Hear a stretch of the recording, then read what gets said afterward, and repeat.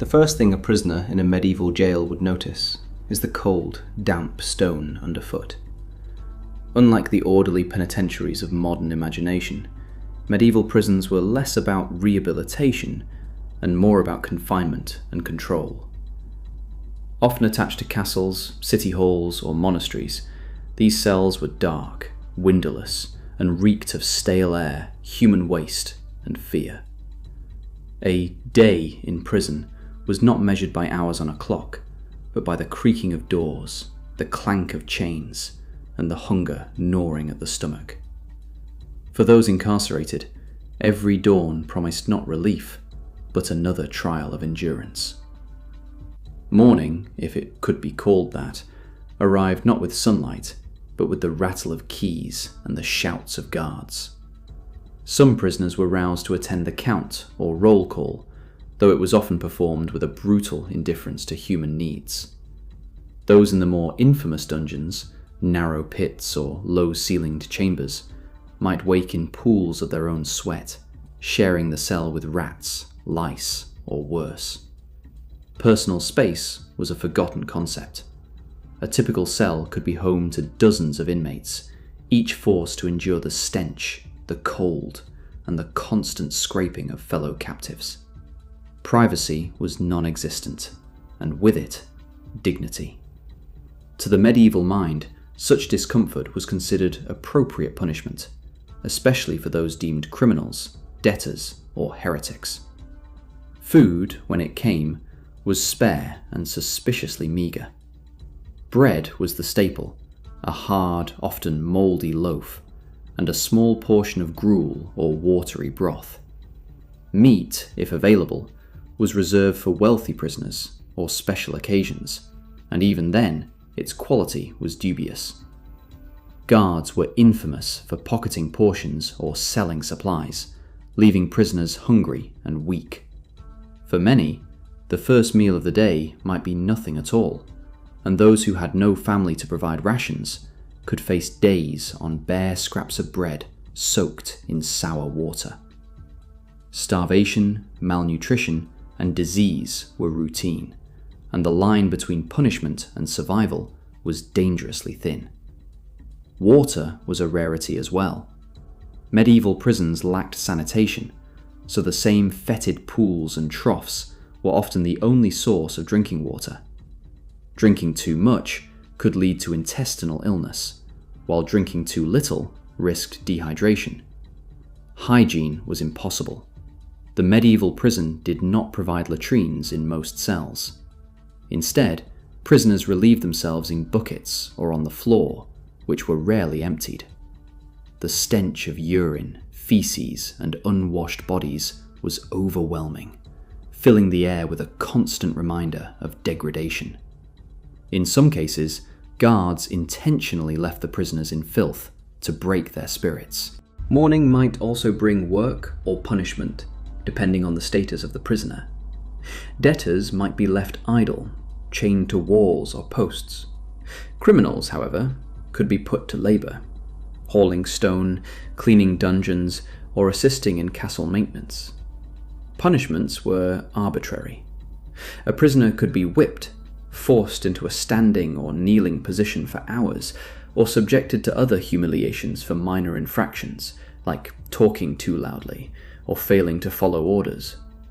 Torture, while sometimes reserved for interrogations, was a looming threat, creating an atmosphere of fear even in the quietest moments. Despite the misery, medieval prisons were not entirely silent. The sounds of complaints, sobs, coughing, and the gnawing of rats formed a constant background. Conversations were limited, often whispered, and forged bonds were rare and fragile. Prisoners learned to navigate alliances carefully, because the weak or isolated were most likely to be beaten, robbed, or left to die. The psychological weight was crushing. Some prisoners went mad from the isolation and despair, their minds bending under the relentless stress. For those who survived, mental fortitude became as vital as physical endurance. Afternoons offered little reprieve. Light, if it existed, was weak seeping through barred windows or narrow slits. Guards maintained the prisoners' confinement, sometimes inspecting cells or demanding compliance with impossible rules. In certain castles or town jails, wealthy prisoners could pay for small comforts like extra food, better bedding, or even less crowded accommodations. But most endured crude wooden planks, straw, or the stone floor itself. Disease spread rapidly. Tuberculosis, dysentery, and skin infections were common, exacerbated by close quarters and a lack of medical care. Many prisoners died quietly, their deaths recorded only in passing logs, or sometimes not at all. Evening did not bring freedom, only a temporary lull in activity. Prisoners huddled for warmth, reciting prayers, or whispering to one another in the flickering candlelight, if candles existed at all. Religion played a significant role. Monks sometimes visited, offering blessings or small amounts of food, but these were rare gestures of humanity in a harsh system. For many, faith became a source of hope. For others, a reminder of the outside world they would never see again. Sleep was elusive. Fear of beatings, the cries of others, and the cold stone kept the mind alert and the body tense. Nighttime in a medieval prison was the cruelest part of the day. Guards often left prisoners in near total darkness, chains rattling as they moved. Sounds from the outside, the footsteps of soldiers, the howl of dogs, or distant executions, reminded inmates of their vulnerability. Rats scurried across the floor and walls, searching for scraps, and the echo of dripping water filled the empty spaces. Many prisoners spent hours in prayer, hallucinations, or silent terror, waiting for morning and the possibility of another day, or for it to end altogether. In essence, night was a continuation of punishment, not a chance for rest.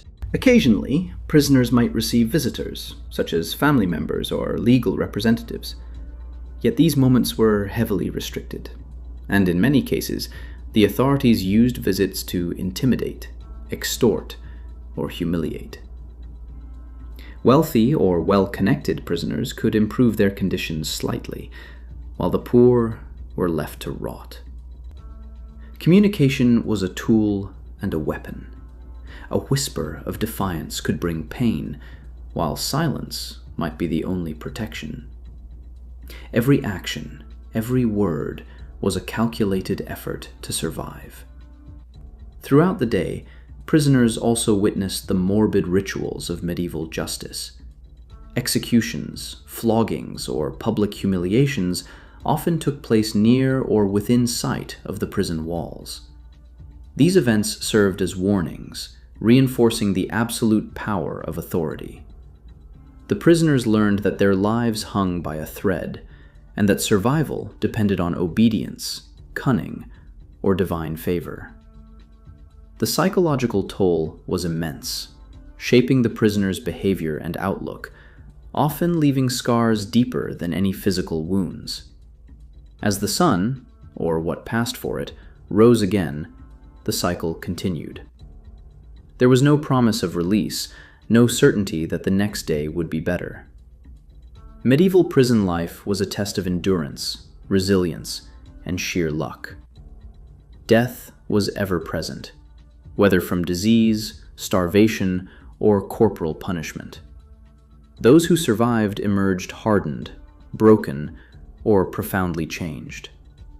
For historians, it is easy to reduce medieval prisons to grim statistics, but for the prisoners themselves, each day was a narrative of suffering, fear, and faint hope, an experience both physically brutal and psychologically harrowing. A normal day in a medieval prison reveals more than the cruelty of a bygone justice system. It exposes the fragility of human dignity when stripped of freedom, comfort, and hope. It is a world where time loses meaning, morality is dictated by authority, and survival is the only certainty.